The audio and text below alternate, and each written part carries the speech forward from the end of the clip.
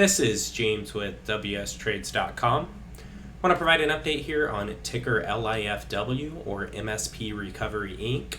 So I saw this thing was trending. I decided to come in and take a look, and I see why it's trending. It's been making some massive moves here. So if you look on the weekly, they were down around 4 cents here recently.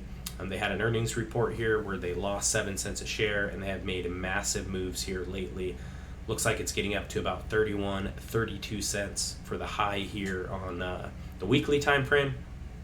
And that was hit this week. Actually today, if we go to the daily time frame, you can see it spiked up today to its high of about 31 cents or so.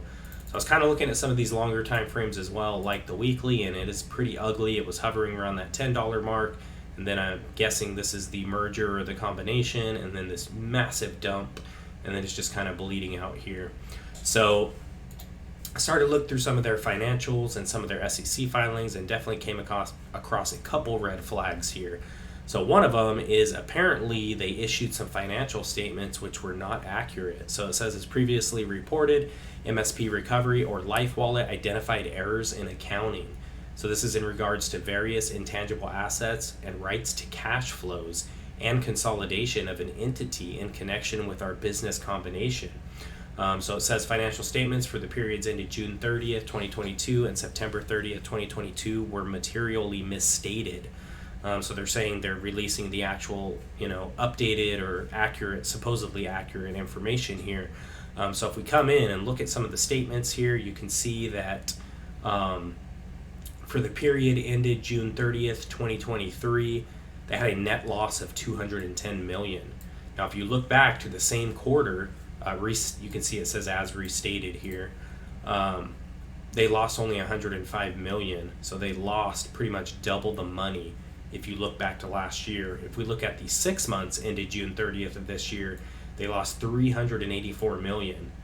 And if you go back to the 6 month period, the same 6 month period of 2022, they only lost $119 million.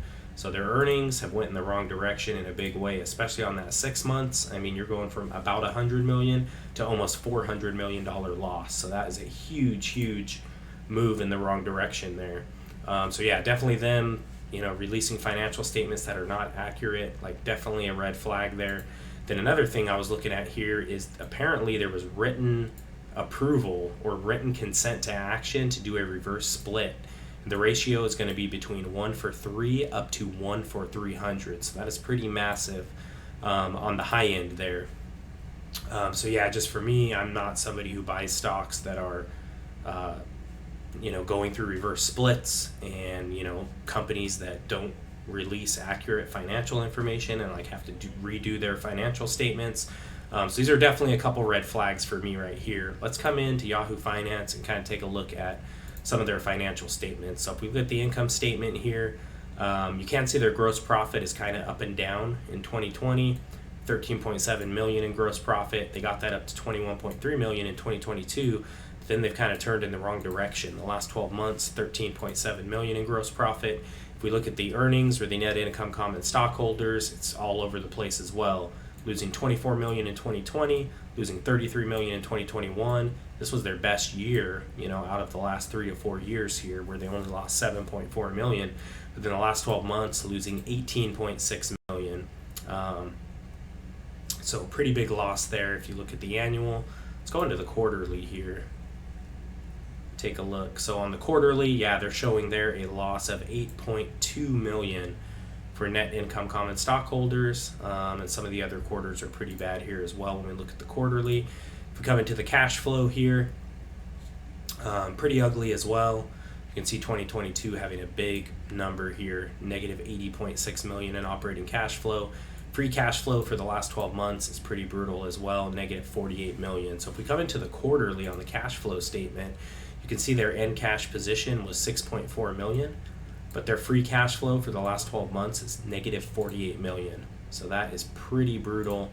6 million not going to last them very long. If we come into the statistics tab here, you can see operating margin, negative 3,295%. That is absolutely horrendous.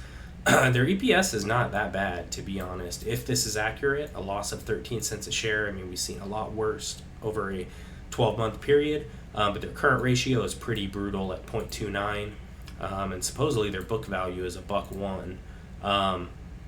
But yeah, just kind of looking through the financial statements and looking through these SEC filings. Definitely too many red flags for me on this one. This recent price action that we're kind of seeing, to me, is just looking like penny stock pump and dump price action. You can see this thing touched almost 31 cents here early in the day, and it's already moved down like 10, 11 cents in one day. So this thing had a massive dump here. So I just kind of wanted to give an update here and let you know what I think about ticker LIFW or MSP Recovery Inc. Please like this video. Please also subscribe to the channel if you're not subscribed. Hit that notification bell. Appreciate you for taking the time to watch this. Talk to you soon.